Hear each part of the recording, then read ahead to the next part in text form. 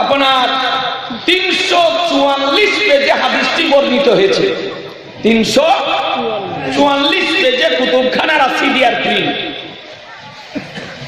হাদিসের রাবি বর্ণনা করেন জামার নবী পাক সাহেবে আওলাদ সাল্লাল্লাহু তাআলা আলাইহি ওয়াসাল্লাম 6 হিজরিতে নাজদের ইয়ামামা শহর বেশ কয়েকজন সাহাবীকে নবী আমার প্রেরণ করলেন। আর এই সাহাবীদের নেতৃত্ব দিলেন মুহাম্মদ ইবনে মুসলিম রাদিয়াল্লাহু তাআলা আনহুর উপর। তাকে নেতৃত্ব দিয়ে প্রেরণ করলেন। নাজদ কোথায়? সৌদি আরবে। বর্তমান সৌদি আরবের যে রাজধানী, এই রাজধানীর নাম হলো ইংরেজিতে রিয়াদ। এটা নতুন নাম রেখেছে। যারা হজ করতে যান তারা তো জানেন। তো এর নতুন নাম হলো রিয়াদ ইংরেজিতে, আর আরবিতে এই শহরের নাম হলো নাজদ। কি নাম বললাম? একটু জোরে বলেন না। এই নাজদের অধিবাসী যারা, তাদেরকে বলে নাজদি, অর্থাৎ নাজদের অধিবাসী।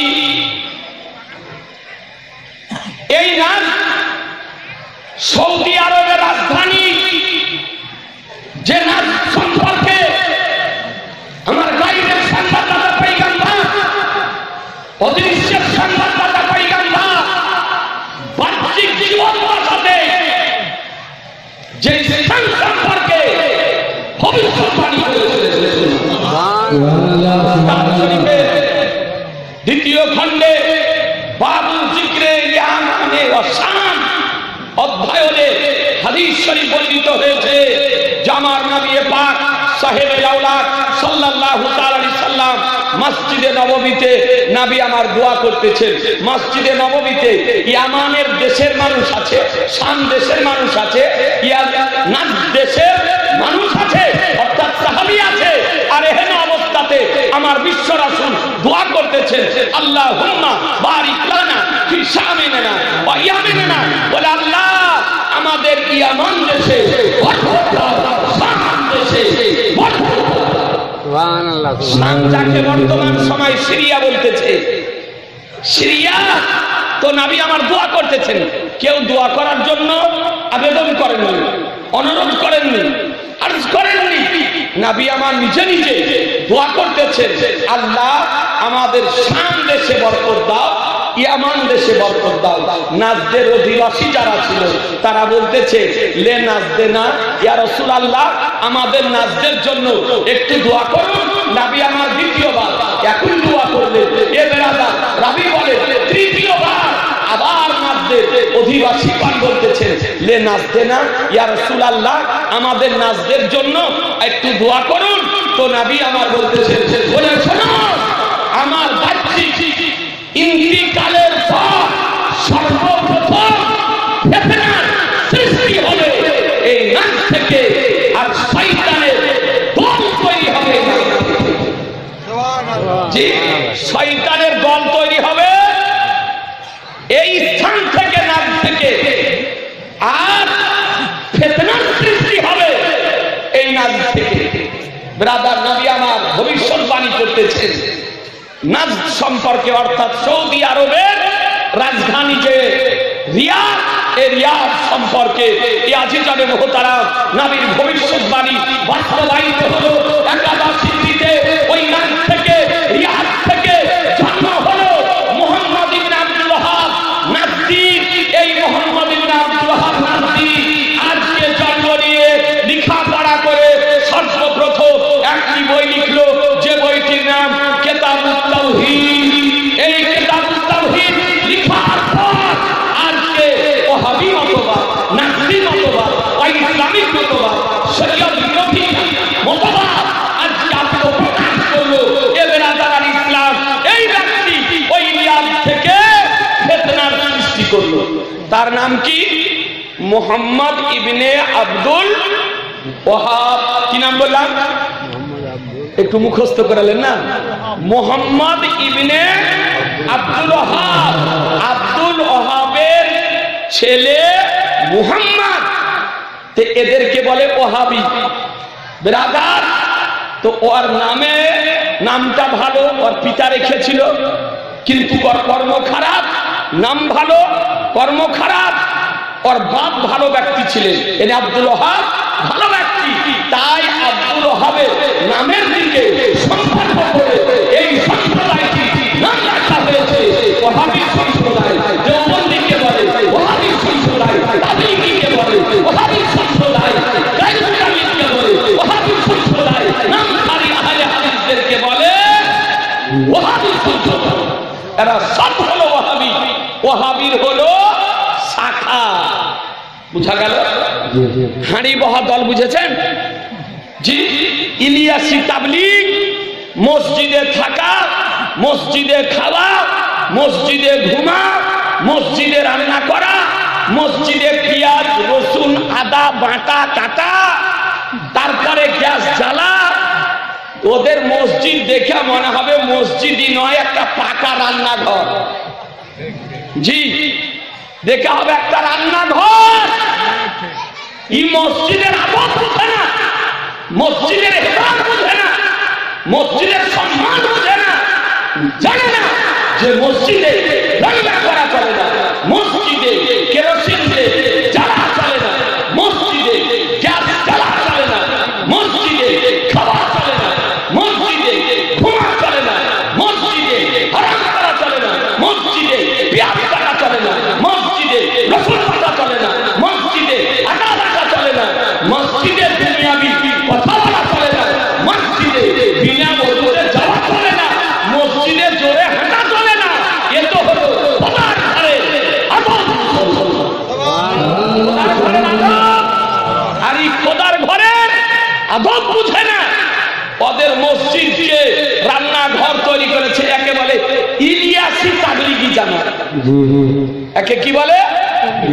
ইলিয়াসি তাবলীগী জামাত। তার মানে ইলিয়াসের তৈরি করা, ইলিয়াসের মৌলবী ইলিয়াসের তৈরি করা, এই জন্য ওকে বলে ইলিয়াসি তাবলীগ, অর্থাৎ ইলিয়াসি তাবলীগী জামাত। আর আরেকটা দল উঠেছে আপনার এই মহিলাদের মতন হাত বাঁধা। একে আবার কোন দেশে ওরা ইংরেজের কাছ থেকে নাম নিয়েছে, সার্টিফাই করে আহলে হাদিস। এটা ইংরেজদের কাছ থেকে নেওয়া নাম আহলে হাদিস। আর ওকে আরবিতে বলে গায়র মুকাল্লিদ। ভালো করে বুঝে, ওকে কোন দেশে বলে লামাযহাবি, কোন দেশে বলে ফারাজি, কোন দেশে বলে আপনার হাত ঝাড়ুয়া, কোন দেশে বলে পাফাড়ুয়া, কোন দেশে বলে জোলহা, কোন দেশে বলে বাদিয়া। একাধ দেশে আর একাধ পরিচয়। ওকে এক দেশে এক কথা, কোন দেশে বলে ওয়াহাবি, না বললে চিনতে পারে না। যদি একটা মসজিদে 20 জন মুসল্লি যদি ধরে আর এরা যদি 10 জন দাঁড়িয়ে যায়, তো আপনার শেষ লাইন, লাইন শেষ। 20 জনের জায়গা 10 জনকে ঘেরে দেয়। এবারে দাঁড়ান ইসলাম। আর তারপরে দাঁড়ার সময় মোটামুটি 2 হাত 2.5 হাত পাকে ফাঁক করে দিল দাঁড়ার সময়। আর যখন সাজদাতে গেল তখন আপনার গুটিয়ে নিল। লক্ষ্য করে দেখবে, সাজদাতে গেল তো গুটিয়ে নিল। তো নামাজ পড়ে না, ও কাবাডি খেলে বেড়ায়। নামাজ পড়ে না, কবাডি খেলে বেড়ায়। এবারে দাঁড়ান ইসলাম। পুরুষদের হাত বাঁধার নিয়ম হলো নাভির নিচে। কোথায়? পুরুষদের হাত বাঁধার নিয়ম হলো কোথায়? নাভির নিচে। আর মহিলাদের হলো সিনাতে। তারা মহিলার মতন হাত আপনার বাঁধে। বেরাদার, এরা সব হলো ওয়াহাবি। এর জন্মের পূর্বে আমার রাসূলুল্লাহ সংবাদ দিয়ে গিয়েছেন। তাহলে বোঝা গেল যে আমার রাসূলুল্লাহ তার জন্মের পূর্বে সংবাদ দিতে পারে যে পরিবারটা কিয়ামত পর্যন্ত কতজন সন্তান জন্মগ্রহণ করবে, তার মধ্যে কতজন জান্নাতি হবে, কতজন বাচ্চা জাহান্নামী হবে, তার টোটাল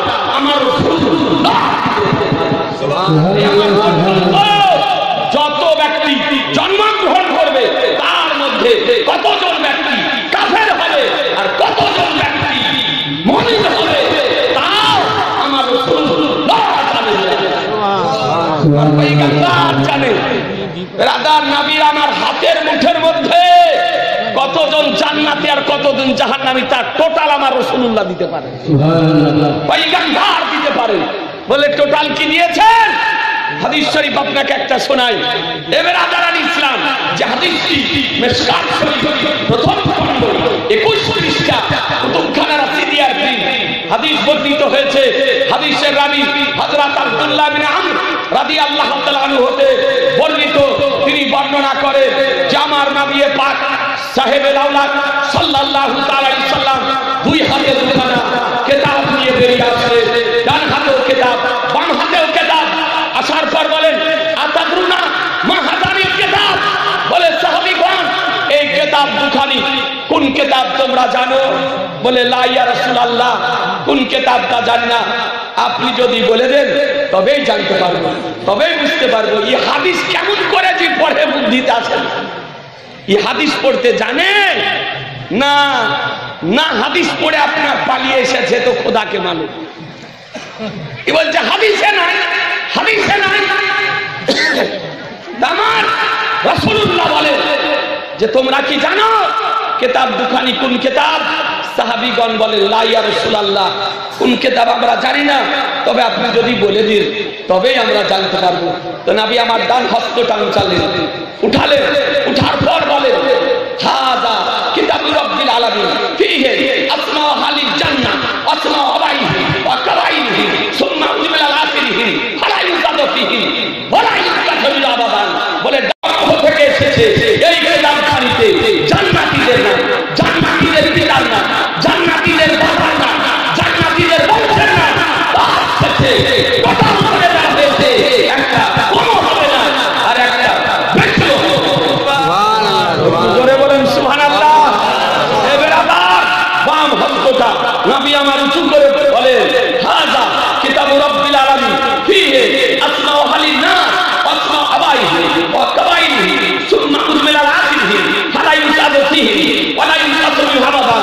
নবী আমার বলে বাম হস্তের কিতাবখানি রব্বুল আলামিনের পক্ষ থেকে এসেছে। এই কিতাবখানিতে জাহান্নামীদের নাম, জাহান্নামীদের পিতার নাম, জাহান্নামীদের দাদার নাম, জাহান্নামীদের বংশের নাম তার শেষে টোটাল করে দেওয়া হয়েছে। একটি কম হবে না, একটি বেশি হবে না। তাহলে বোঝা গেল যে রাসূলুল্লাহ ডান হাতের তালুতে জান্নাতীদের দিক, বাম হাতের তালুতে জাহান্নামীদের দিক। যে পয়গম্বর জান্নাতীদের টোটাল দিতে পারে, যে পয়গম্বর জাহান্নামীদের টোটাল দিতে পারে। সুবহানাল্লাহ। এই জন্য কোরআন বলেছে ওয়াল্লামাকা ওয়ালাকুম তালাম। বলে হাবিব আপনি যা কিছু জানতেন না আপনাকে সব শিখিয়ে দিয়েছি, সব শিখিয়ে দিয়েছি। রাদারান ইসলাম নবী কার নাম, পয়গম্বর কার নাম একটু বোঝার চেষ্টা করুন। আমার বিশ্ব রাসূল সাল্লাল্লাহু তাআলা আলাইহি ওয়াসাল্লাম নবী আমার ওই সৌদি আরবের রিয়াদ নাজদের ইয়ামামা শহরে সাহাবীদেরকে প্রেরণ করলেন। ওই শহরে ইয়ামামা শহরে একজন কাফির ছিল, তার নাম ছিল সুমামা বিন উসাদ। এই সুমামা বিন উসাদ একজন কাফির, ধনাঢ্য কাফির, ধনশালী কাফির এবং প্রভাবশালী ব্যক্তি। এত কট্টর কাফের ছিল এই সুমামা বিন উসাদ যে লোকদেরকে বলতো যে শোনো আমি তিনটা জিনিস ঘৃণা করি। কয়টি জিনিস? তিনটা জিনিস, তিনটা জিনিস ঘৃণা করি। বলে কি কি? বলে এক নম্বর হলো নবী যে ধর্ম নিয়ে এসেছে সেই ধর্ম। দ্বিতীয় হলো নবী যে শহরে এসেছে সে শহরকে, অর্থাৎ মক্কাতুল মুকাররমা। আর তৃতীয় হলো নবীর চেহারাকে দেখে। নাউজুবিল্লাহ, জোরে বলেন একবার নাউজুবিল্লাহ। এই তিনটি জিনিসকে ঘৃণা করত সব থেকে, লোকদেরকে বলতো কিন্তু প্রভাবশালী মানুষ, ধনাঢ্য ব্যক্তি, ধনশালী ব্যক্তি, কোন মানুষ কিছু বলবো মনে করলো ভয়ে ভয়ে বলতে পারত না। সাহাবী মুহাম্মদ ইবনে মুসলিম রাদিয়াল্লাহু তাআলা নেতৃত্বে সাহাবীগণ গিয়ে একেবারে ইয়ামামাতে উপস্থিত হলেন। ইয়ামামাতে উপস্থিত হওয়ার পর সামামা বিন উসালকে বন্দী করে সোজাকে মদিনাতুল মুনাওয়ারা নিয়ে এসে হাজির করলেন। নিয়ে আসার পর মসজিদে নববীর খাম্বার সঙ্গে বেঁধে দেওয়া হলো। বিশাল শক্তিশালী ব্যক্তি, প্রভাবশালী ব্যক্তি, কাফেরদের লিডার, আর সিংহ ঘরে ঘরে মসজিদের খাম্বার সঙ্গে বেঁধে দেওয়া হলো। কিন্তু বন্দীর সঙ্গে খারাপ আচরণ করা হয়নি। খাবারের সময় হলে তাকে খাবার দেওয়া হতো, পেশাব পায়খানার প্রয়োজন হলে তাকে পেশাব পায়খানায় যেতে দেওয়া হতো। কিন্তু মসজিদে নববীর খাম্বার সঙ্গে বেঁধে রাখা হয়েছে। এইদিকে আমার বিশ্বনবী, বিশ্ব রাসূল, মহানবী, করুণার নবী, দয়ার নবী, রাহমাতুল লিল আলামিন নবী, নবী আমার মসজিদ আসছে নামাজ পড়তে। এসে দেখেন যে সামামা বিন উসালকে মসজিদের খাম্বার সঙ্গে বেঁধে রাখা হয়েছে। নবী আমার নামাজ পড়ে বের হওয়ার সময় বলতেছেন, কাইফা হালুকা ইয়া সামামা বিন উসাল, এ সামামা বিন উসাল, কেমন আছো, কেমন আছো? নবী আমার জিজ্ঞাসা করছেন। আচ্ছা বলেন তো আপনারা আমরা বলে জিজ্ঞাসা করব? জি, এরকম কথা জিজ্ঞাসা করব জি কেমন আছো? কিন্তু দয়া নবী, রহমতের নবী, করুণার নবী, নবী আমাকে জিজ্ঞাসা করতেছে সামামা বিন উসাল কেমন আছো? এ বেরাদার ইসলাম যেমন জিজ্ঞাসা করা, তো সামামা বিন উসালের চোখ দিয়ে ঝরঝর করে পানি ঝরতে আরম্ভ করেছে। বলছে, দেখুন ইয়া রাসূলুল্লাহ, আপনি যদি আমাকে হত্যা করেন তবে জানবো আমি যে একজন খুনি ব্যক্তিকে আপনি হত্যা করেছেন, আর আপনি যদি ছেড়ে দেন তবে আমি জানবো যে আপনি আমার উপরে দয়া করেছেন, আর মৃত্যু পর্যন্ত আপনার ইহসান, আপনার দয়া আমি ভুলবো না, মনে রাখবো। আর আপনি যদি মান দিয়ে আমাকে যদি ছেড়ে দেন, মানের পরিবর্তে আপনি যে মান চাইবেন, যতটা মান চাইবেন, তার পরিবর্তে আমি ততটাই মান আপনাকে দিতে রাজি আছি।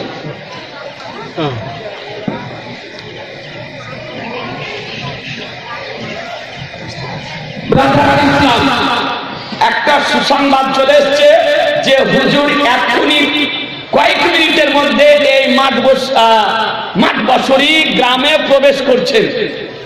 যে ভাইরা বাইরে আছেন একটু দয়া করে এসে জায়গা নিয়ে বসে যান, কারণ হুজুর এসে আর বিলম্ব করবেন না, ইনশাআল্লাহ একবারে সোজাসুজি মঞ্চে চলে আসবেন। এ বাপজিরা উঠছেন কেন গো? হুজুরকে দেখবেন না? ব্রাদার ইসলাম যারা বাইরে আছেন তারা একটু চক্করে চলে আসেন। কিছুক্ষণের মধ্যে হুজুরের গাড়ি হিয়াহিনগর হয়ে মাঠবসরি এই গ্রামে ঢুকছে। এ ব্রাদার ইসলাম এখনো একটু টাইম আছে, এখন একটু টাইম আছে ভাই, চলে যায় না। সুবহানাল্লাহ বসেন। ব্রাদার ইসলাম হুজুর কে ইনশাআল্লাহ দেখতে পাবেন। তবে আপনাদেরকে একটি কথা, জামান নবী পাক সাহেব আল্লাহ সাল্লাল্লাহু আলাইহি ওয়াসাল্লাম সামামা বিন উসালের উপর না দিয়ে নবী আমার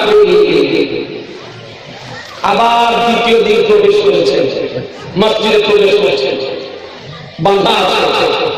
তো নবী আমার বলছেন, কাইফা হালকা ইয়া সামামা বিন উসাল, হে সামামা বিন উসাল কেমন আছো?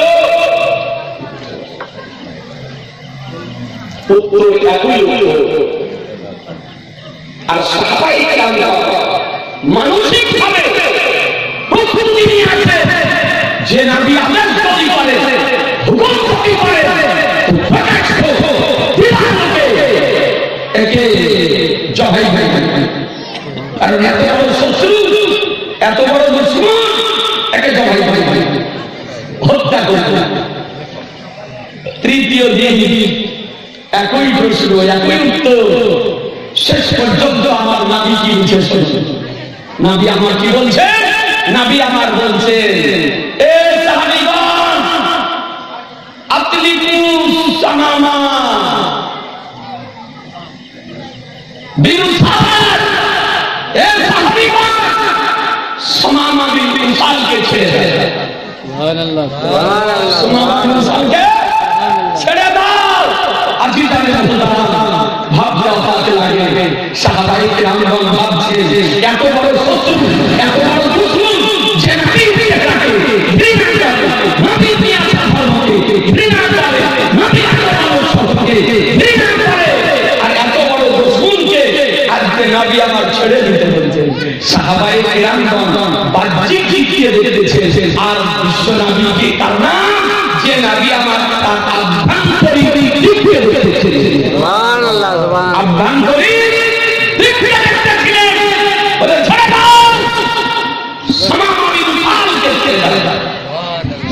বেরাদার নবীর চরিত্র দেখে, নবীর আদর্শ দেখে, নবীর আচার দেখে, নবীর হাদিস ও তামাক্কুল দেখে, এই সামামা বিরুসাল মসজিদে নববী থেকে কিছু দূর যাওয়ার পর একটি বাগান ছিল, বাগানে একটি পুকুর ছিল, পুকুরে গোসল করলো, স্নান করলো, করার পর পোশাক পরিধান করে সোজা বিশ্বনবীর নিকটে ফিরে আসছে। সুবহানাল্লাহ, সুবহানাল্লাহ। জোরে বলে সুবহানাল্লাহ। নবীর নিকটে ফিরে আসছে, আর এদিকে সাহাবীদেরকে নিয়ে নবী আমার আলোচনা করতেছেন, আর এইদিকে সামামা বিরুসাল ফিরে আসছে। আসার পর নবীর কদমে পড়ে গিয়ে বলতেছে, ইয়া রাসূলুল্লাহ, পৃথিবীর বুকে বহু ব্যক্তি দেখেছি, বহু মানুষ দেখেছি, বহু মানুষ দেখেছি, তবে ইয়া রাসূলুল্লাহ, আপনার মতো আর দ্বিতীয় কাউকে দেখিনি। আমাকে কালেমা পড়িয়ে মুসলমান বানিয়ে দিয়েছি। আমার বিশ্বাস এহেন অবস্থাতে ইসলামের কালেমা লা ইলাহা ইল্লাল্লাহ মুহাম্মাদুর রাসূলুল্লাহ সাল্লাল্লাহু আলাইহি ওয়াসাল্লাম বলে মুসলমান বানিয়ে দিয়েছি। সুবহানাল্লাহ, সুবহানাল্লাহ। বলে বলেন সুবহানাল্লাহ। নবী আমার মুসলমান বানিয়ে দিলেন। এ বেরাদার, সামামা বিরুসাল মুসলমান হওয়ার পর সাহাবী হলো।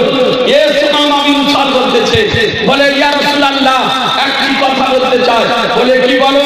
বলে কুফর অবস্থায়, কাফের অবস্থায় তিনটি জিনিসকে আমি ঘৃণা করতাম। তিনটি জিনিসকে ঘৃণা করতাম। এক নম্বর হলো আপনার নিয়ে আসা ধর্ম, আপনার শহর, আর আপনার চেহারা। তবে ইয়া রাসূলুল্লাহ, আজকে খোদার কসম করে বলছি, কালেমা পড়েছি, মুসলমান হয়েছি, সাহাবী হয়েছি, তবে আজ আমার নিকটে যে তিনটি জিনিস মন্দ ছিল, নিকৃষ্ট ছিল, খারাপ ছিল, সেই তিনটি জিনিস আমার নিকটে পৃথিবীর বুকে সর্বাপেক্ষা উত্তম।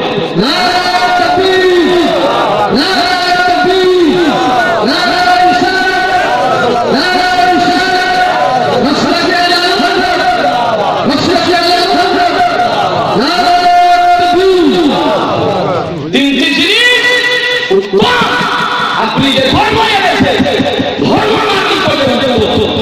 আপনি যে শহর এসেছেন, আপনার শহর আমার নিকটে উঠবো।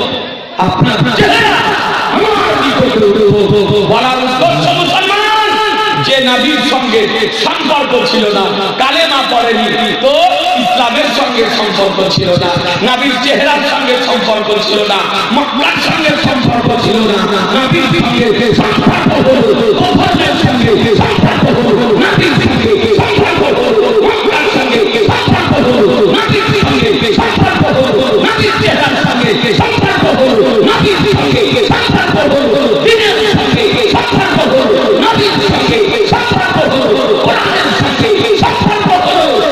এক কথায় নবীর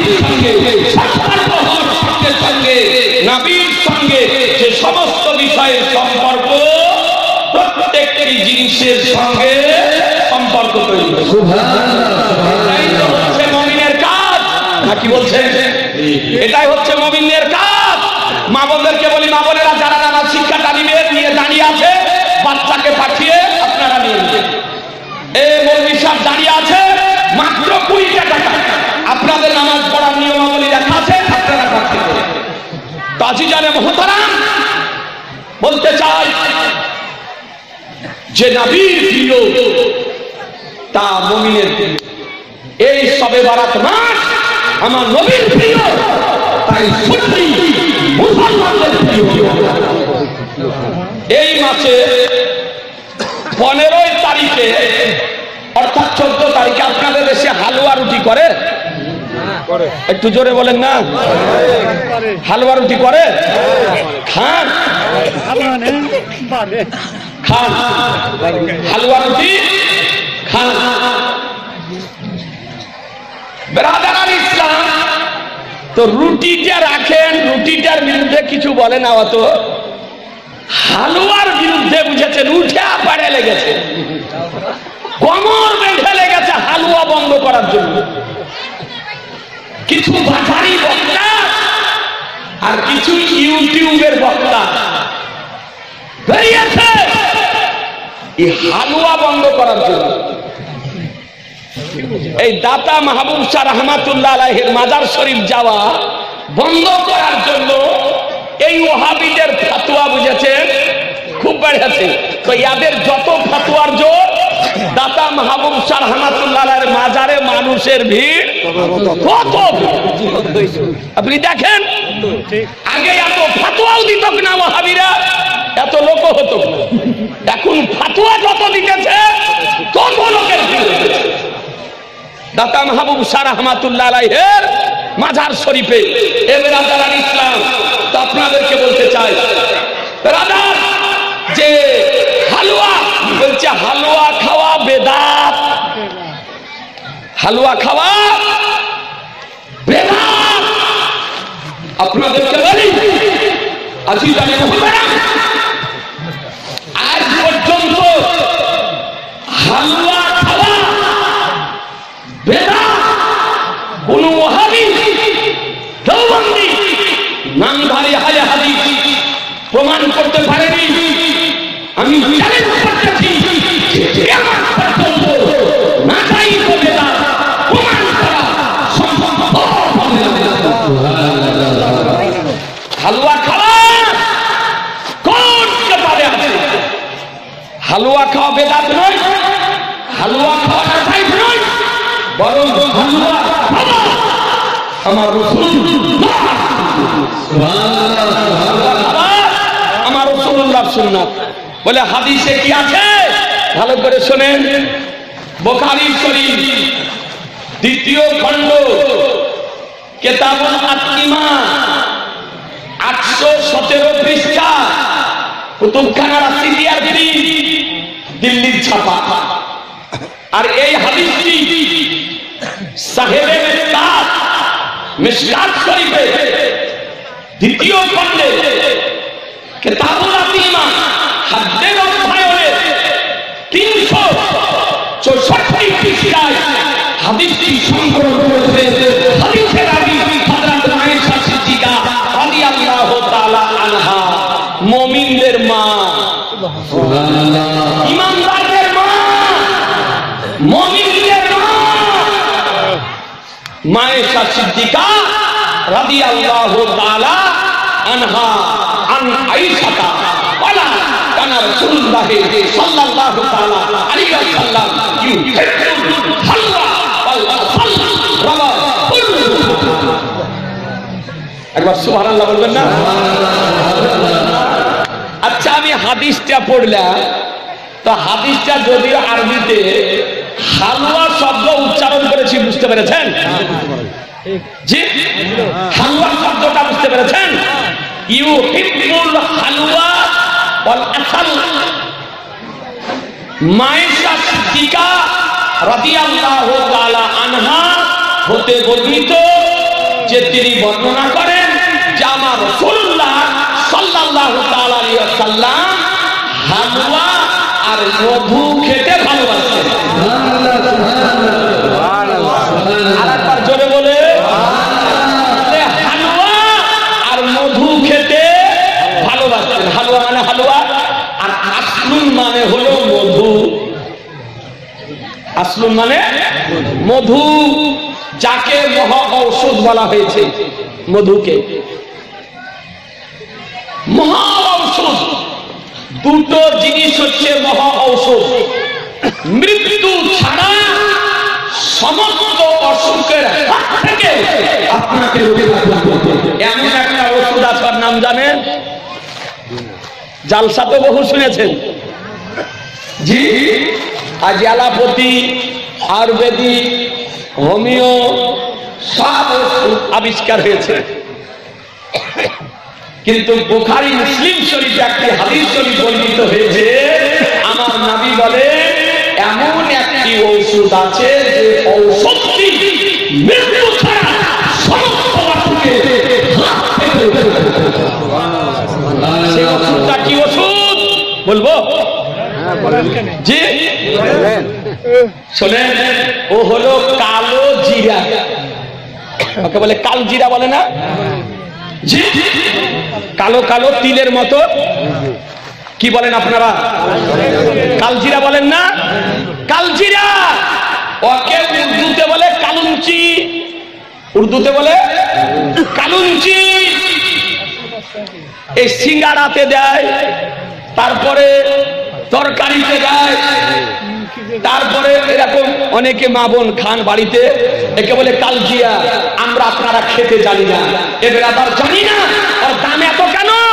ওতে থেকে অন্য কিছু তৈরি হয় না, ওতে থেকে কেবলমাত্র ঔষধই তৈরি হয়। এই জন্য ৩,০০০, ৩,৫০০, ৪,০০০, কোন সময় ৫,০০০, ৭,০০০ করে ওর দাম হয়ে যায়। এই ঔষধ তৈরি হয়। আমার বিশ্বনাথ সাল্লাল্লাহু আলাইহি ওয়াসাল্লাম বুখারী ও মুসলিম হাদিস শরীফে বলেছেন, এমন একটি ঔষধ যে মৃত্যু ছাড়া সমস্ত অসুখের হাত থেকে প্রতিদিন সকাল বেলায় আপনি যদিও ডাক্তারি মতে খেতে না পারেন, কমপক্ষে 11টা করে দানা সকাল বেলাতে চিবিয়ে খালি পেটে খেয়ে পানি খেলেন। এটা তো পারবেন করতে?